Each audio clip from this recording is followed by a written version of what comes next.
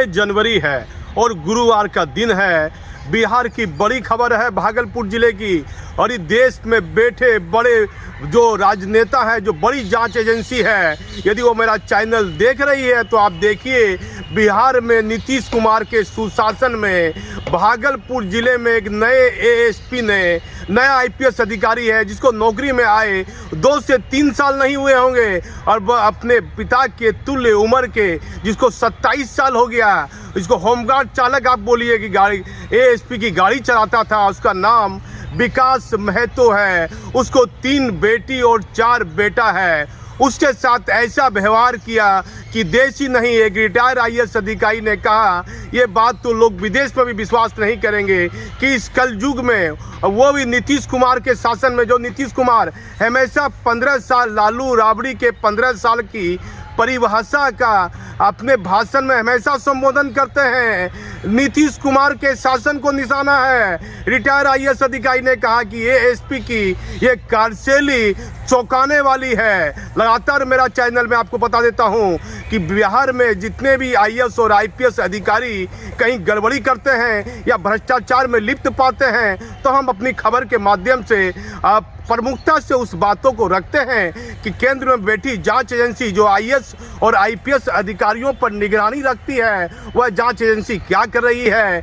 ASP है सुमन आर्य, और Bhagalpur posting हुए 5 से 6 महीने नहीं हुए होंगे, लेकिन जो उनका चालक है वह अब उनके बॉडीगार्ड को बोल कर गया कि साहब खाना खाने गए हैं, मैं अपनी छोटी बेटी का चप्पल बड़ा आ गया है, 5 नंबर का आ गया है, 4 नंबर का लेके आता हूँ। करीब एएसपी के आवास से 100 गज की दूरी में वो स्थान होगा, 100 से 200 गज की दूरी में चप्पल बदलने वाला स्थान। वह दुकान में चप्पल बदल के लौटा, और बॉडीगार्ड ने कह भी दिया था सुमन आर्य को कि चालक साहब गया है, वो आ रहा है।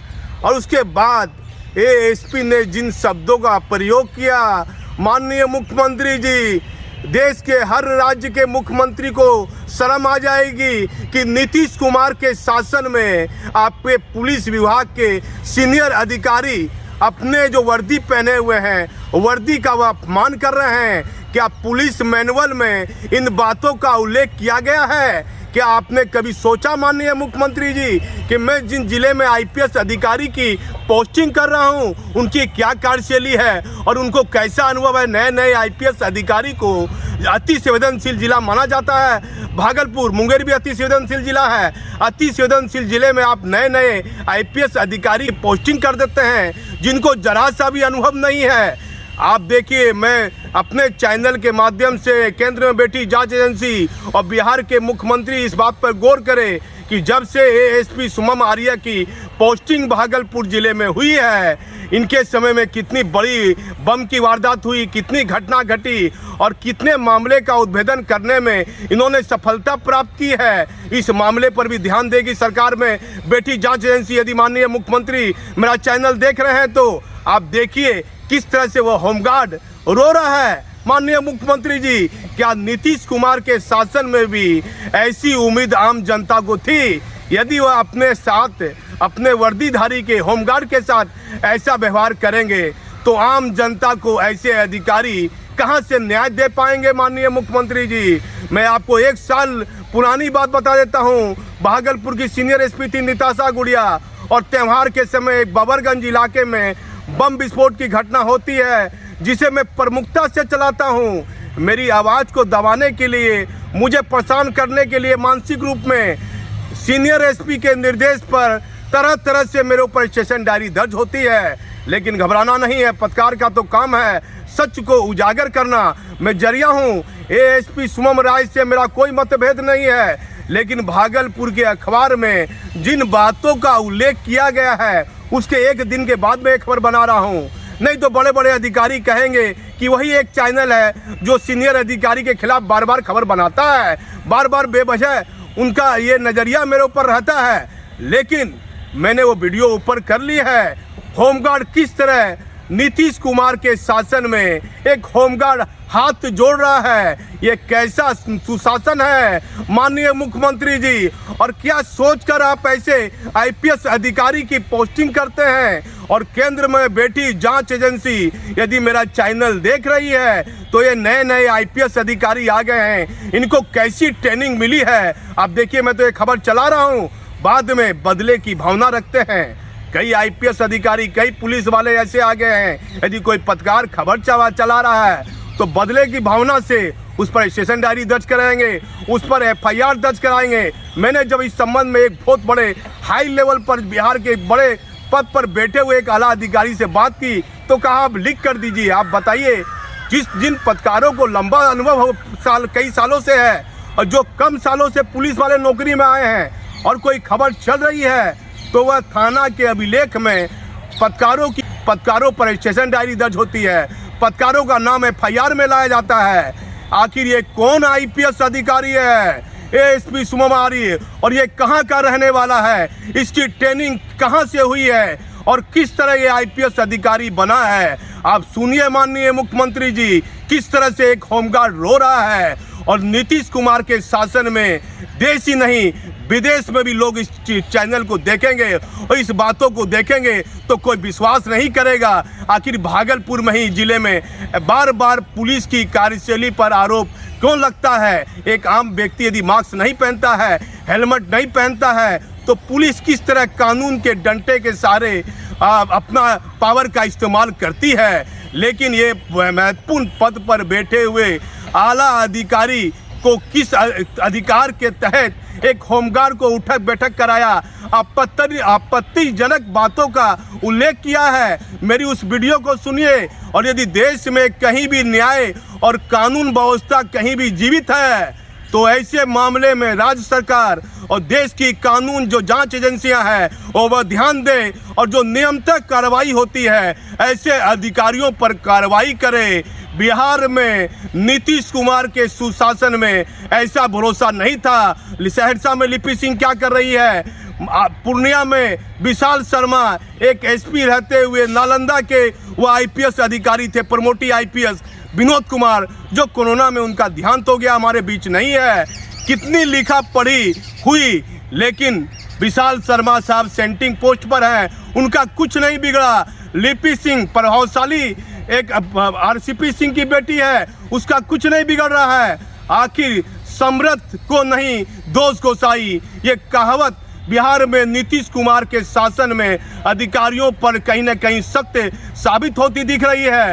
यदि माननीय मुख्यमंत्री जी आप मेरा चैनल देख रहे हैं तो जब बिहार में आपका शासन नहीं रहेगा तो ऐसी बातों की जनता आपके शासन में इन तरह की बातों को जरूर याद करेंगे।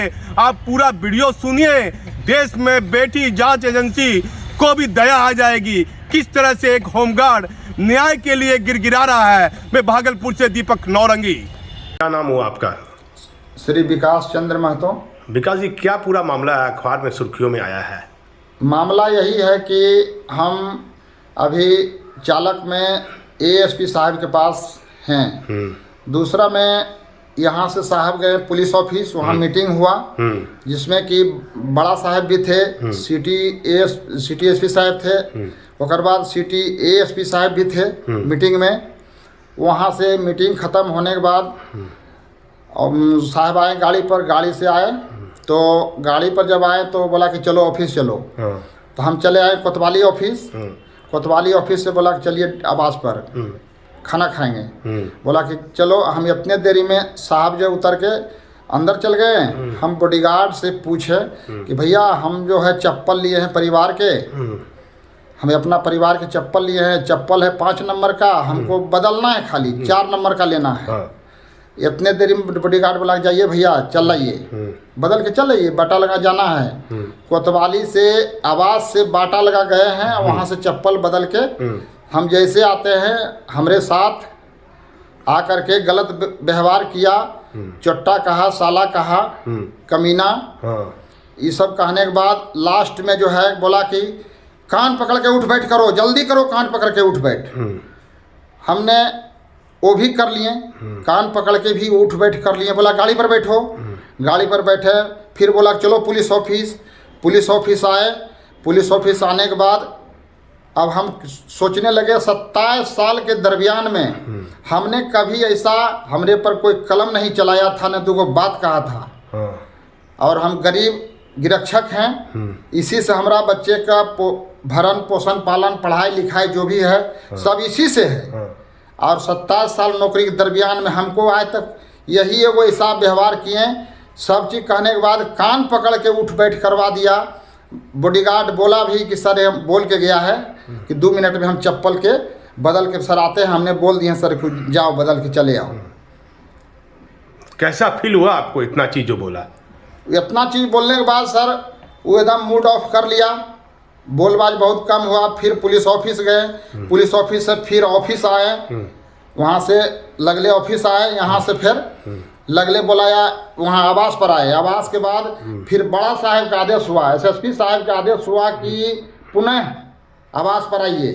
तो फिर जो है 8 साढ़े 8 बजे के लगभग में साहब के आवास पर गए। साहब के आवास से वहाँ वो अंदर में हम गाड़ी पर बैठे हुए थे, आँख से आंसू चल रहा था कि हमको आज पहली बार इस अवस्था में, जबकि उनके ऐसा हमको लड़का है चरचर को लड़का है, और ऐसा बात बोल दिया। मैंने गलती हम किए थे, हमको डांट धोप करते ज़्यादा करते, हमको डिपार्चर दे देते, हटा देते, मगर नहीं, कान पकड़ के एक वर्दीधारी हो के माथा पर ताज ले करके हमको कान पकड़ के उठ बैठ करवाया।